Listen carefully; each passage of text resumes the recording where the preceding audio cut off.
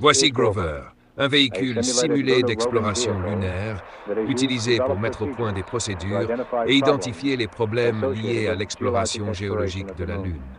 Il a été conduit par les astronautes afin de les familiariser avec l'utilisation d'un véritable véhicule d'exploration lunaire, ou LRV, et de les préparer à leur mission géologique sur la surface lunaire. En raison des limites des systèmes de survie, les astronautes à pied ne peuvent parcourir qu'environ 2000 à partir du site d'atterrissage. Avec un LRV, cependant, le rayon de leur exploration peut être porté à environ 6000, ce qui permet de collecter un échantillon beaucoup plus vaste de la surface lunaire.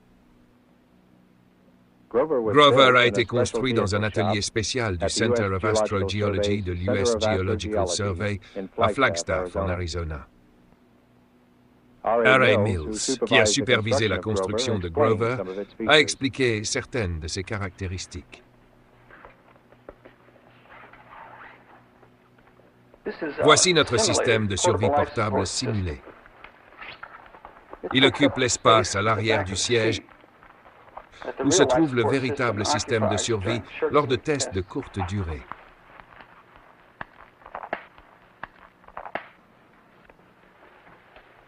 Sous les sièges se trouvent des sacs de rangement en tissu renforcé de fils métalliques. Ceux-ci doivent être utilisés pour stocker des échantillons géologiques et d'autres petits équipements.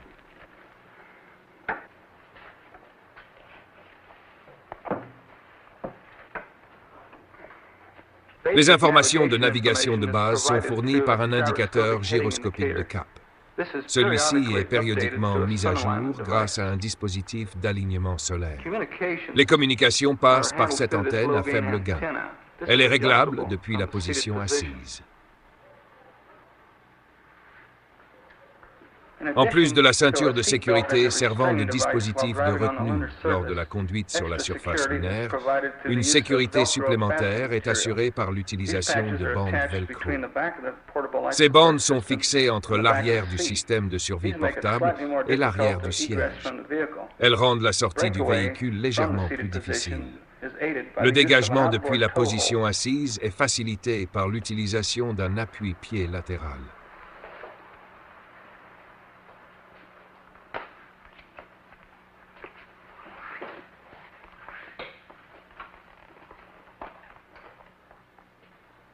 En cas de panne d'un moteur de traction, l'appui-pied latéral peut être retiré de son logement et utilisé comme outil de désaccouplement en l'insérant dans le mécanisme d'entraînement. Le système de relais de communication lunaire contient l'alimentation électrique et les systèmes de commande de la caméra de télévision couleur et des antennes.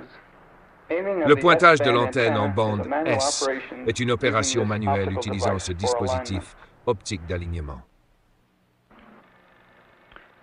Lorsque le véhicule est à l'arrêt et après l'alignement initial de l'antenne en bande S, la télévision couleur sera contrôlée à distance depuis la Terre pour observer les astronautes sur la surface lunaire. Fixée à une extension de la poignée droite se trouve la caméra de collecte de données de 16 mm. Cette caméra peut être utilisée depuis la position assise. La puissance de traction principale du rover est fournie par 4 batteries automobiles standards.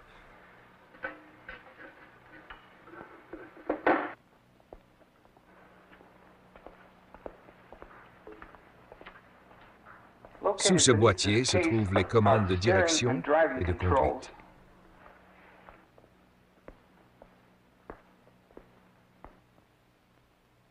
L'alimentation des relais du système de commande provient d'une batterie d'avion de 24 volts. Pour la direction, l'activation du manche entraîne un moteur électrique actionnant ce mécanisme de direction à crémaillère.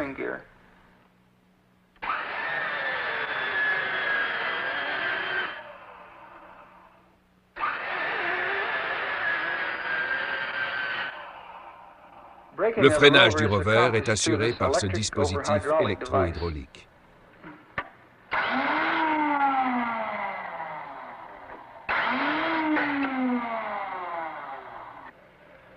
La suspension du rover est indépendante avec un système de barres de torsion. La propulsion est assurée par 4 moteurs électriques en courant continu de 24 volts, un par roue. La transmission finale vers la roue passe par un réducteur de vitesse dans le moyeu.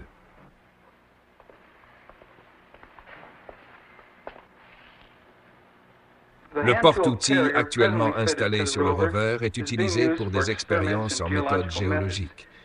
Il n'a pas la même configuration que l'unité qualifiée pour le vol actuellement en cours de développement pour la mission lunaire.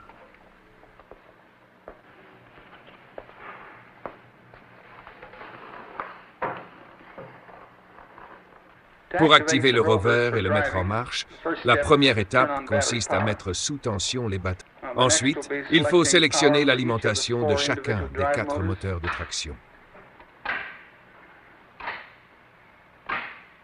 Ensuite, on sélectionne la direction, le choix entre une direction normale ou en crabe. Dans ce cas, nous choisissons la direction normale. Enfin, on sélectionne le sens de déplacement, soit en avant, soit en arrière, et ici, nous choisissons en avant. Tous les mouvements de commande du véhicule sont intégrés dans un seul levier. Placé au centre, il peut être actionné depuis l'un ou l'autre des sièges. Tourner à gauche correspond bien sûr à la gauche, et tourner à droite à la droite.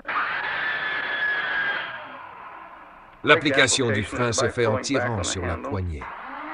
Le mouvement en avant libère le frein et fournit la puissance.